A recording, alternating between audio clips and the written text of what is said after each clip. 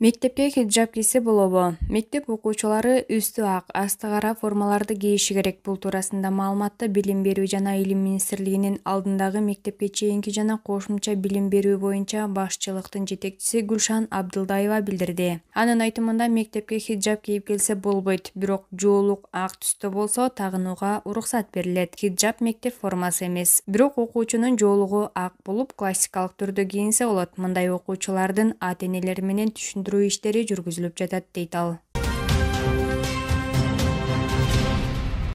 Билим берүү министрлиги мектептерде линейканы ачык абада өткөрүүгө болорун билдирди. Кыргызстанда 15-сентябрда мектепте окуу салттуу түрдө башталат. Бул туурасында Кабар агенттигиндеги маалымат жыйынында Билим берүү жана Илим министринин орун басары Надира Жусупбекова билдирди. Жусупбекова мектептеги салтанаттуу линейканы өткөрүү боюнча Саламаттык сактоо министрлиги менен сүйлөшүү жүргөнүн айтат. Министрлик 15-сентябрда боло турган мектептердеги линейканы ачык абада, мектептин короосунда өтүүсүнө эч кандай каршы эместигин айтты. Ал эми кайсы бир региондо аба ырайы начар болуп калса анда мектептин жыйын залында графикке ылайык өтүшү керек, дейт ал.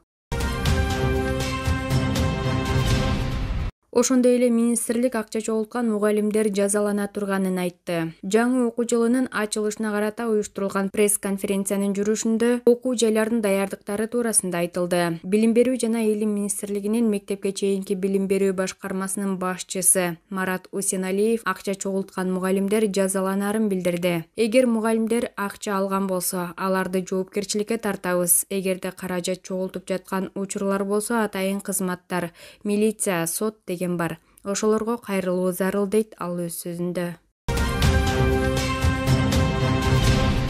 Тендер чугусу. Өкмөт Жапаровдун кудасы жетектеген УНА мекемесин текшерип жатат. Министрлер кабинетинин төрагасы Улукбек Марипов эл аралык стандарттагы транспорт каражаттарын каттоо күбөлүктөрүнүн бланкаларын даярдоо тендеринде 2 эсе кымбат бааланып калганын билдирди. Тендер ушул жылдын 21-июлунда УНА мамлекеттик мекемеси тарабынан жарыяланган. Түшкөн маалыматка ылайык, бланкаларды даярдоого кызмат көрсөтүүсү үчүн жалпы суммасы 518,5 миллион сом сунуштаган Госнак менен келишимге кол коюлган учурда алардын наркы дээрлик 2 эсеге жогорулашына алып келмек. 26 августта президент Садыр Жапаровдун тапшырмасына ылайык УНА мамлекеттик мекемесинин иши текшериле башталган, дейт Марипов. Мунун алкагында тендер келишимге кол коюла электе эле жокко чыгарылганы белгиленди. УНА мамлекеттик мекемесине транспорт каражаттарын каттоо күбөлүктөрүнүн бланкаларынын баасын жогорулатууга жол бербөө сунушталган. Маалымат кызматы текшерүүнүн жыйынтыгы бүгүн 13-сентябрда коомчулукка жарыяланаарын билдирди. Белгилей кетсек, УНА мекемесин Турусбек Түмөнбаев өткөн жылдын ноябрь айынан бери жетектейт. Ал президент Садыр Жапаровдун куудасы экени бир катар массалык маалымат каражаттарына жазылып чыккан.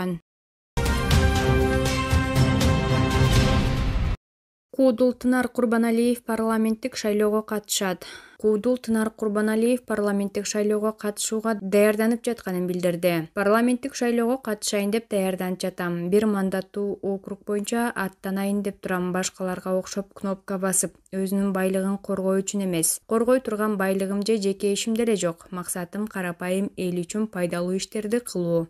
Эл алдында ким менен болсо дагы дебатка чыкканга даярмын буюрса, дейт ал. Буга чейин кыргыз эл артисти Бекборбиев дагы шайлоого катышуу ниети бар экенин айтып чыккан.